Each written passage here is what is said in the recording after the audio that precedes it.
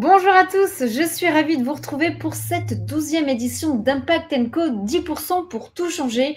On le rappelle, c'est une initiative du Haut Commissariat à l'économie sociale et solidaire et à l'innovation sociale, en partenariat bien sûr avec le French Impact et Pro Bono Lab. Alors aujourd'hui, nous allons aborder les mobilités pendant la crise et pour demain, et nous allons parler de covoiturage et de nouvelles lignes dans le secteur ferroviaire. On accueille pour cela Harald Condé-Piquer. Vous êtes responsable du développement dans la start-up Ecov. C'est du covoiturage, courte distance et sans réservation. Bonjour Harald.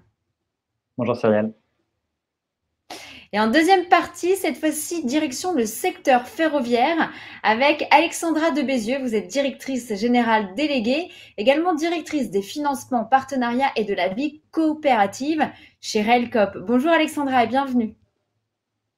Bonjour Cyrielle, merci.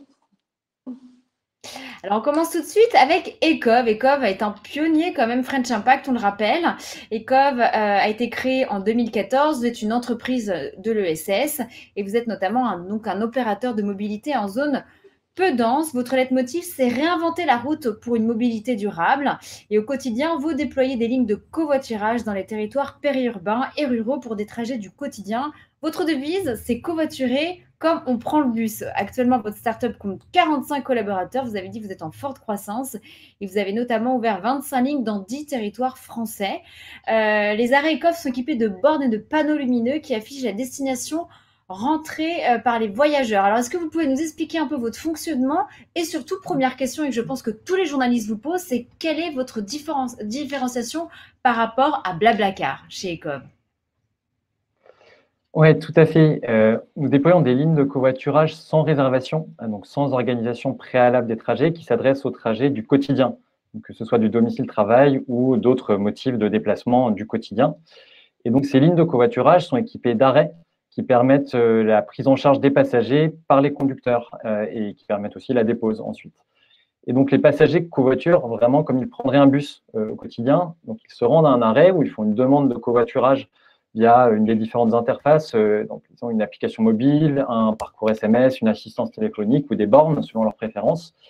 Et donc ces demandes sont diffusées instantanément aux conducteurs via des panneaux lumineux qui sont installés au bord de la route et elles sont aussi relayées par des notifications mobiles pour les conducteurs qui ont téléchargé l'application. Donc voilà, l'objectif c'est de créer un nouveau service public de transport en commun via le covoiturage pour renforcer l'offre de transport en commun existante. Et aujourd'hui, vous avez combien d'utilisateurs, de conducteurs et le nombre de trajets journaliers? On est alors sur la dizaine de réseaux et les 25 lignes qu'on a déployées, on est à plusieurs milliers de trajets tous les mois. C'était en très forte augmentation juste avant le confinement et c'est principalement concentré sur les réseaux que nous avons déployés depuis 2018, donc sur une moitié de nos réseaux. Et ce qui est important de comprendre aussi, c'est que les 3/4 de nos passagers qui utilisent nos lignes sont des personnes qui n'utilisaient auparavant ni les transports en commun, ni aucun autre mode de covoiturage. Donc, on va chercher vraiment des nouveaux usagers qui renoncent à leur voiture individuelle ou qui gagnent un accès à la mobilité, ce qui n'était donc pas le cas auparavant pour eux.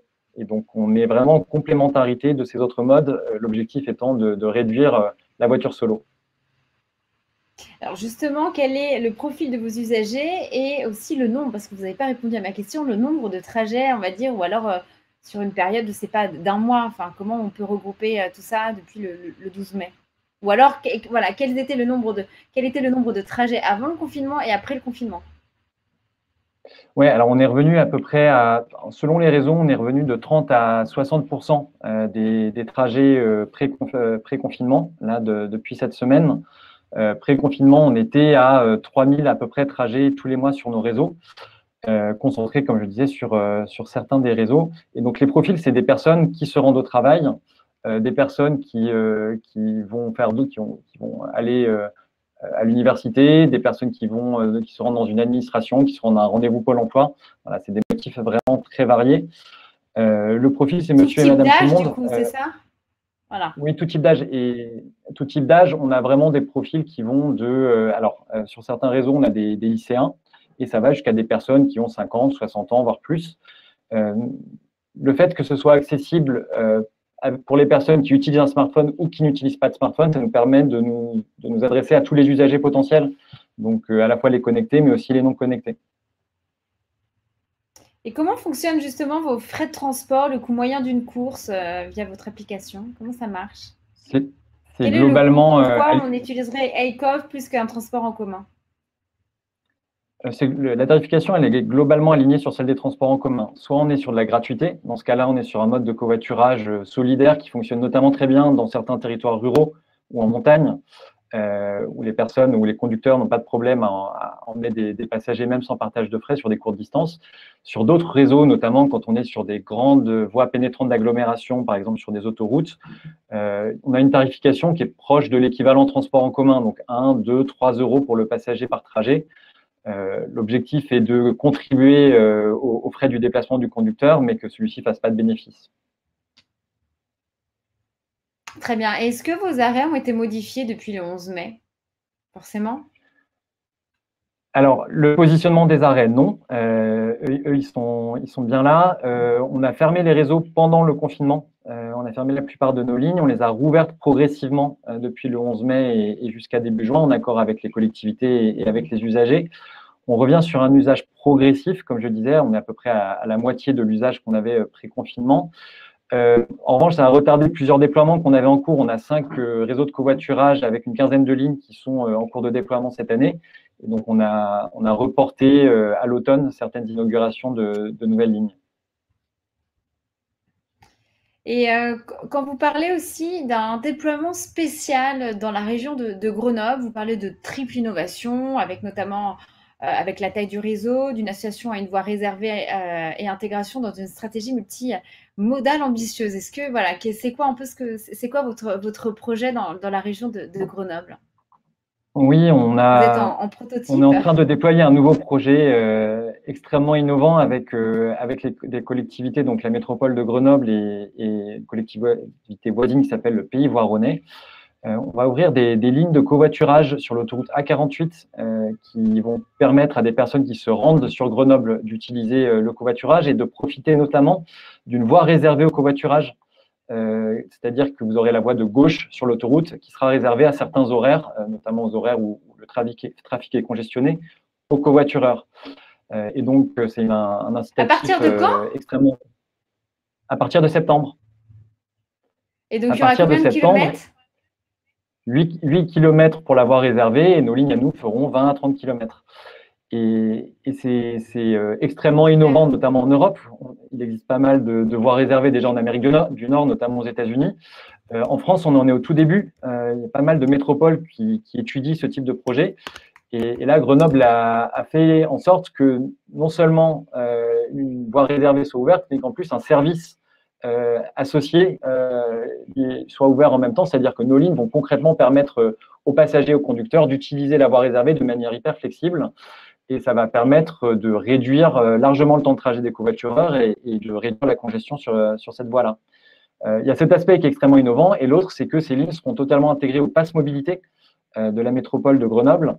Donc, en tant qu'usager, je pourrais lancer mon application et choisir d'avoir un trajet combiné covoiturage, bus, tramway, vélo, de manière extrêmement fluide. Donc, là aussi, c'est une démarche pionnière. Et justement, en cette période de crise sanitaire, comment font vos voyageurs? Quelles sont les règles à respecter quand on fait du covoiturage? Chaque utilisateur, usager doit avoir le port du masque, du gel? C'est ça, tout à fait. Masque, gel, spray désinfectant. On a distribué des kits sur nos arrêts de covoiturage à nos usagers qui le souhaitaient pour qu'ils puissent covoiturer en toute sécurité. On est toujours à 2 personnes maximum par véhicule, une à l'avant, une à l'arrière. Et surtout, on a souhaité mettre en œuvre ces distributions de kits qu'on a fait à prix coûtant, aux alentours de 9 €, pour que les personnes puissent vraiment avoir accès à un mode de transport, un service public de transport sécurisé. On a fait ce qu'aurait fait un opérateur de train ou de bus. Et donc, c'est ce qui nous différencie aussi d'une plateforme numérique. Ouais. Vous arrivez justement à réconforter vos usagers? Oui, bien sûr. Et on leur parle très régulièrement. On a organisé pendant le confinement des webcafés, des retours, des consultations pour justement comprendre quels étaient leurs besoins pour reprendre leurs déplacements à l'issue du confinement.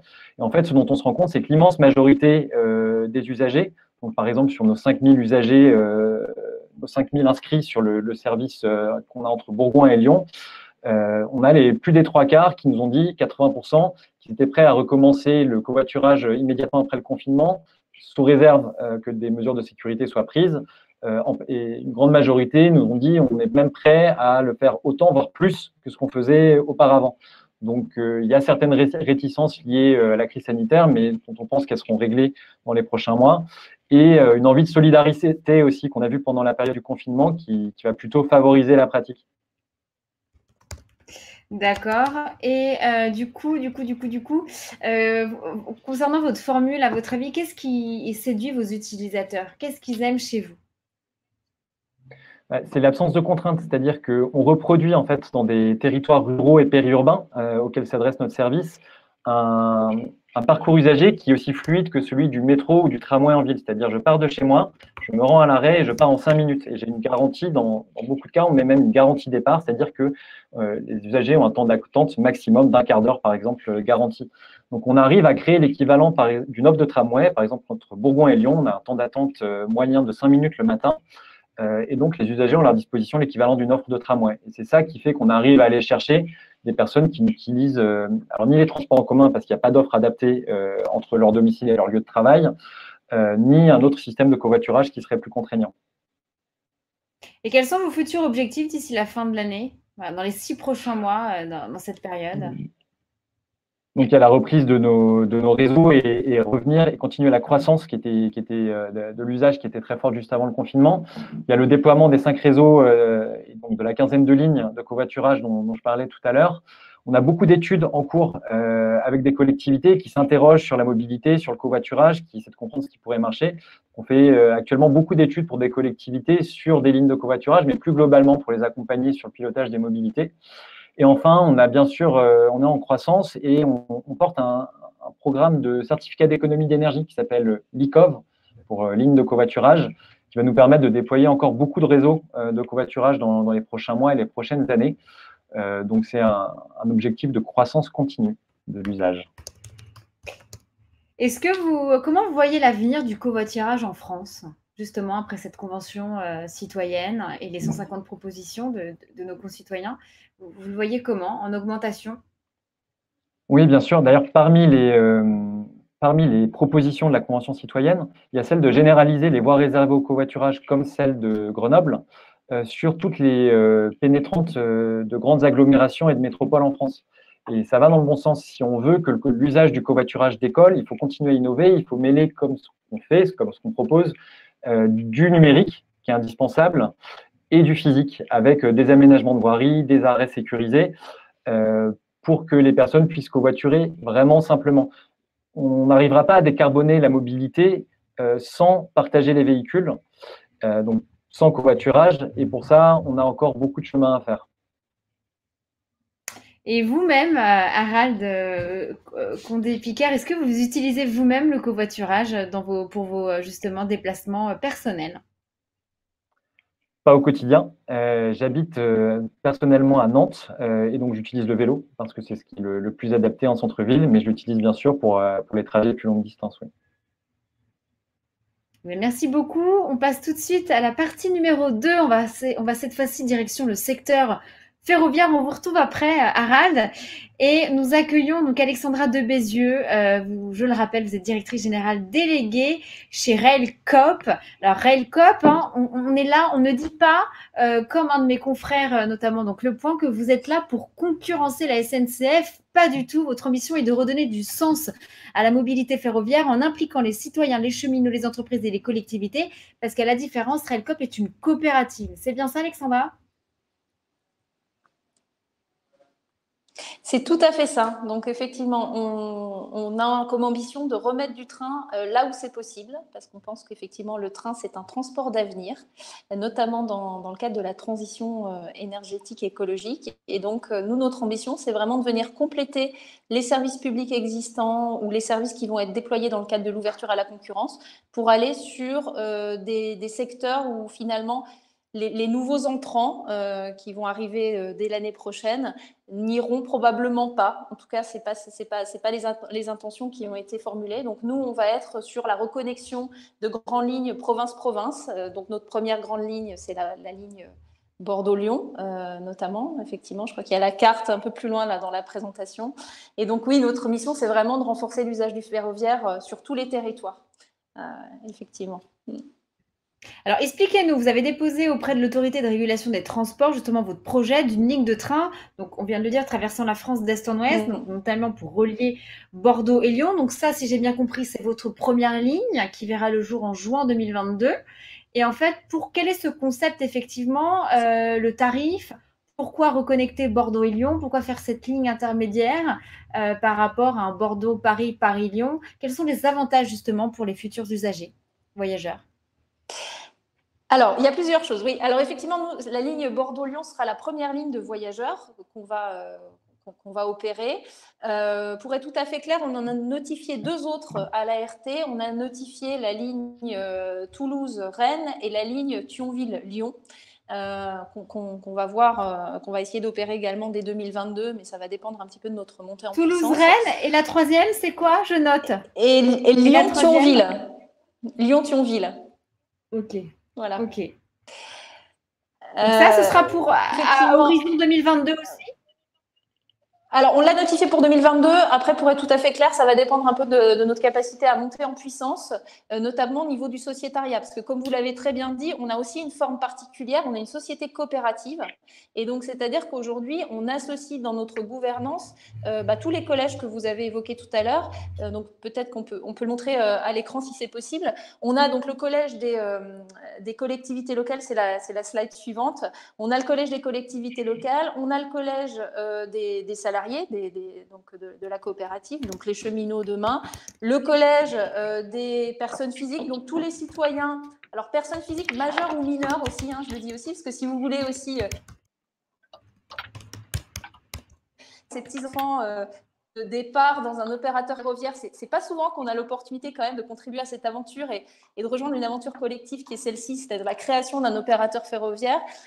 Donc ça, c'est possible et vous pouvez le faire en tant que personne physique. Et puis, il y a 2 collèges dédiés aux personnes morales, donc qui sont les entreprises, des entreprises, des associations, éventuellement des bureaux d'études, des commerces le long de la ligne qui seraient intéressés à revoir circuler des trains dans les territoires. Donc voilà, donc on est très fortement donc, sur cette gouvernance. Donc on est une société anonyme à capital variable, c'est-à-dire que tous les jours, on a des nouveaux sociétaires et donc le capital de Railcoop augmente tous les jours. Et donc, par rapport à ce que je vous disais tout à l'heure sur la ligne Bordeaux-Lyon, donc oui, c'est notre première ligne de voyageurs.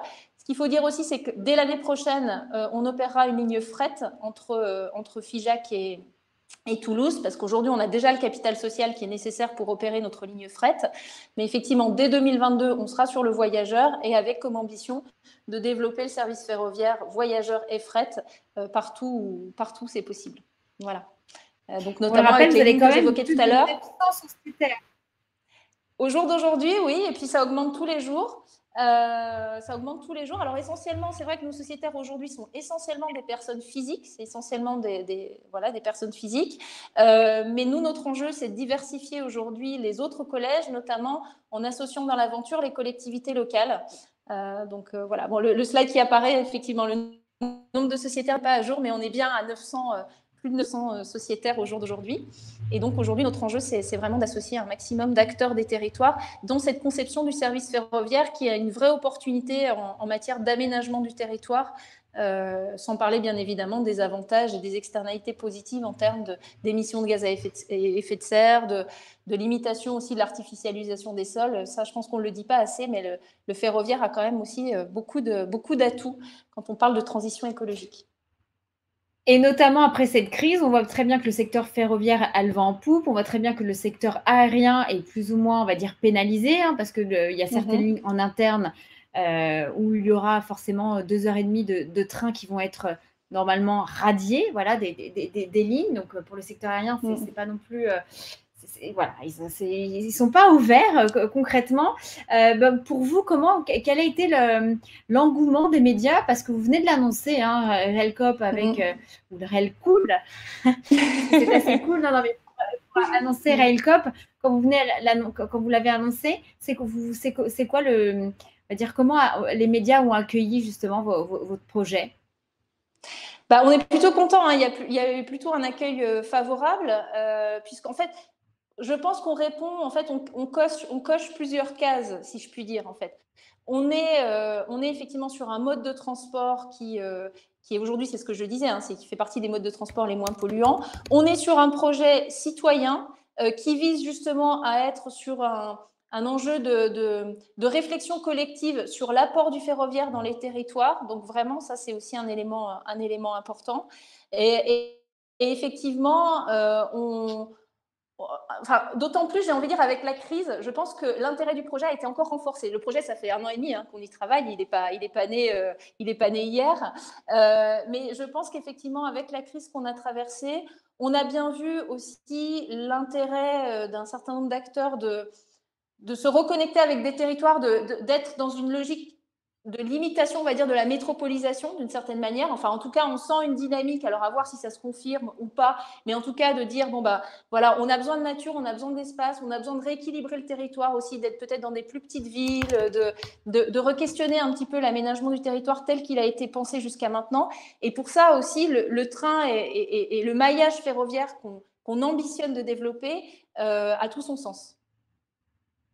Et comment SNCF perçoit votre projet de vos lignes intermédiaires? Parce que quelque part, vous grignotez aussi leur part de marché, parce que pour eux, par exemple, pour faire Bordeaux-Lyon, il y avait Bordeaux-Paris, Paris-Lyon, c'était une centaine d'euros. Vous êtes avec un tarif de base de 38 euros. Vous dites que vous ne concurrencez pas, mais vous prenez aussi des parts de marché quelque part. Très peu, très peu. Dans nos projections de trafic sur Bordeaux-Lyon, donc on a fait faire des études. Donc on a fait des études en interne qu'on a fait confirmer par un certain nombre de bureaux d'études, dont le bureau d'études Sistra, qui est un gros bureau d'études très reconnu dans le domaine des transports. On prend très peu au train. On prend sur nos 690 000 voyageurs à l'année sur le trajet. On prend 9% de voyageurs, 9% de ces 690 000 voyageurs viennent du train. Mais pour expliquer un petit peu les choses… 690 000, attendez. Oui. 690 000 voyageurs, ils font quel trajet, ces voyageurs-là? Alors, sur ces 690 000, vous en avez la moitié qui font du cabotage, c'est-à-dire qu'ils ne vont pas de Bordeaux à Lyon ou de Lyon à Bordeaux, mais qui vont de Limoges à Périgueux, de Limoges à Lyon, voilà, enfin, donc qui font une partie du trajet. Parce que l'enjeu, c'est quand même bien celui-ci, c'est-à-dire c'est vraiment, et on a aussi fait le choix de s'arrêter à certains endroits, comme à Saint-Germain-des-Fossés. On aurait pu gagner 10 minutes sur le trajet en ne s'arrêtant pas à Saint-Germain-des-Fossés, mais il nous semblait important de nous arrêter à Saint-Germain-des-Fossés pour permettre des connexions vers Clermont-Ferrand, vers Nevers notamment. Donc, on est vraiment dans cette logique de maillage, donc j'insiste beaucoup là-dessus. Et donc, nous, alors effectivement, on va prendre un peu un tout petit peu au train, mais nous, c'est pas notre philosophie. Notre philosophie, c'est de prendre des parts de marché à la voiture, essentiellement, et à l'avion aussi un petit peu. Paradoxalement, comme je disais, nous, on est plutôt sur des connexions des villes entre Bordeaux et Lyon, donc on va prendre un petit peu à l'avion pour ceux qui font vraiment du Bordeaux-Lyon, mais dans notre étude de marché, finalement, on ne prend pas énormément de parts de marché à l'avion, en tout cas dans l'état actuel des choses, puisque en termes de temps de trajet, on n'est pas forcément compétitif. Encore que tout ça, ça peut se discuter. Mais, on est sur à peu près 7 heures, c'est bien ça, c'est 6h47. C'est ça, 6h47 dans les horaires qu'on a notifiés à l'ART. Donc, alors c'est un peu plus long. On nous pose souvent la question, oui, mais pourquoi ceux qui vont de Bordeaux à Lyon, effectivement, c'est un peu moins long en TGV. Sauf qu'effectivement, il y a un changement, alors que là, il n'y a pas de changement. Et puis, comme je disais tout à l'heure, c'est surtout pour reconnecter les villes intermédiaires avec les métropoles ou les villes intermédiaires entre elles. Donc, on est sur cette logique-là. Et comment ça se passe, la construction de ces lignes? Vous faites appel à des prestataires tels que qui, en fait? Vous faites appel à quels prestataires? Alors, oui, d'ailleurs, je n'ai pas répondu à votre question sur la relation avec SNCF. Donc ça, il faut que je vous le dise aussi. Oui, c'est vrai. Ouais. Donc,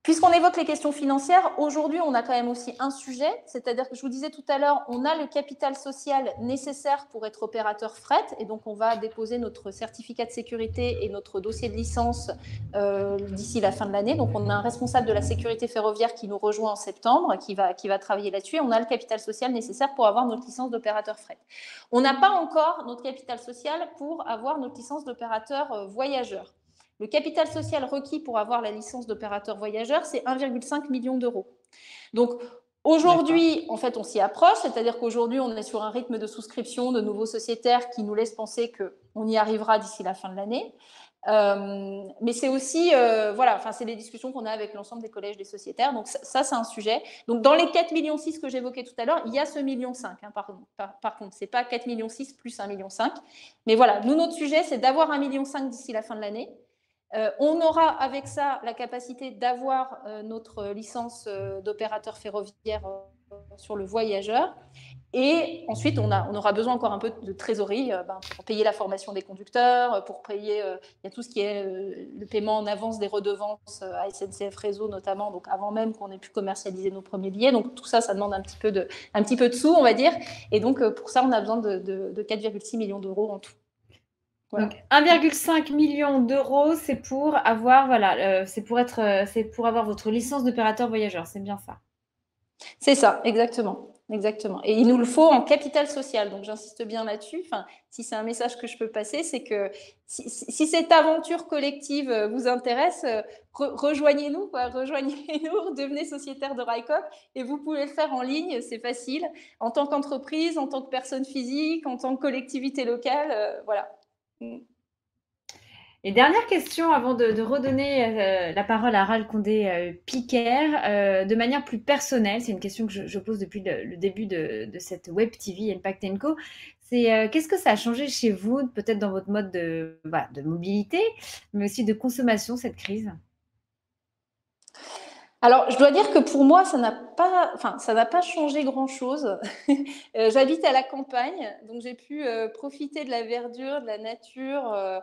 Voilà, j'ai continué à travailler en télétravail, ce que je fais depuis le début du projet. Alors, on est basé à Figeac, mais moi, personnellement, je suis basée dans une petite ville qui s'appelle Bar, dans le Piémont des Vosges, qui est une très jolie ville d'ailleurs. Et donc, du coup, personnellement, ça n'a pas changé grand-chose parce que j'avais cette possibilité d'avoir accès à la nature et donc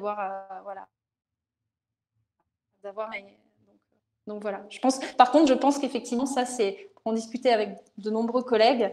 Je pense que ça, c'est un vrai sujet et c'est ce que j'évoquais un petit peu tout à l'heure, hein, cette nécessité, je pense pour beaucoup, qui a été vécue pour beaucoup d'habitants des métropoles, de se reconnecter finalement à la nature et voilà. Et c'est aussi ce qu'on propose dans le cadre de RICOP. À nos agriculteurs, à nos paysans. Exactement. Merci. Exactement, tout à fait. Merci beaucoup, Alexandra et Harald. Harald, que vous aussi, qu'est-ce que ça a changé chez vous, ce confinement, cette crise? On était tous en télétravail, on y est relativement habitué chez ECOV parce qu'on est un peu partout en France, à Paris, Lyon, Nantes, etc. D'un point de vue personnel, ça m'a permis d'aller un peu plus loin encore sur le changement des habitudes de consommation. Pour soutenir les producteurs locaux, on est passé par des circuits de distribution locale, comme on fait pas mal de personnes. Et j'ai la chance d'avoir un jardin, donc ça nous a aussi permis de planter des légumes nous-mêmes. Voilà. Mais ça a permis de poursuivre ce qui était déjà engagé en termes de changement des modes de consommation. Vivre en autosuffisance. Pas encore tout à fait. En fait, c'est assez difficile quand on s'en rend compte et les paysans font un boulot formidable parce que c'est pas simple de faire pousser des choses. En tout cas, merci à vous deux c'était hyper riche, la mobilité durable, ECOV, RailCop, vraiment deux initiatives formidables. Et vraiment, merci beaucoup à vous deux pour ce 12e épisode, d'avoir répondu présent.